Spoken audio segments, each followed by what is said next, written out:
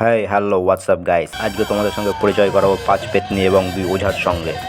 পেতনি নাম্বার 1 স্বপ্না, দীপিকা, সুপর্ণা, সুদীপ্তা আর দিশা। আরে ভিডিও করছে।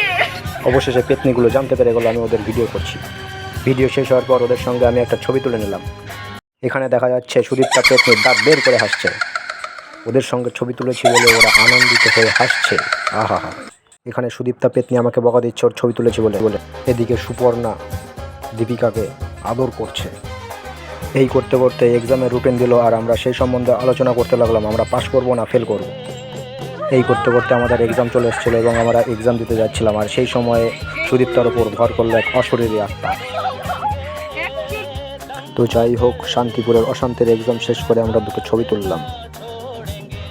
এরপর পেতনিগুলো ডিসিশন নিল তারা দীর্ঘদিন অভুক্ত হয়ে রয়েছে, তাই তারা কিছু হাড় পাশ খেতে চায়। এই কারণে তাদেরকে নিয়ে যাওয়া হলো মা দুর্গা রান্নাঘরে। তারা গুটি গুটি পায়ে এগিয়ে চলেছে সেই রান্নাঘরের দিকে। ভিতরে যাওয়ার পর পেতনিগুলো প্রকৃতির অপূর্ব সৌন্দর্য উপভোগ করছিল। এখন তারা কিছুতেই ডিসিশন নিতে পারছে না তারা কি খাবে, এই কারণে তারা খুব চিন্তিত। অবশেষে তারা ধোসা অর্ডার দিল আর আমরা 2 ওঝা নিলাম চাউমিন।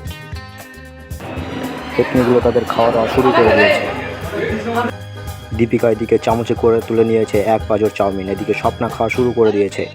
এদিকে দেখা যাচ্ছে সুপর্ণা হাসছে আর খাচ্ছে, আর এইদিকে আমার গুরুদেব তার খাওয়া দাওয়া শেষ করতে চলেছে।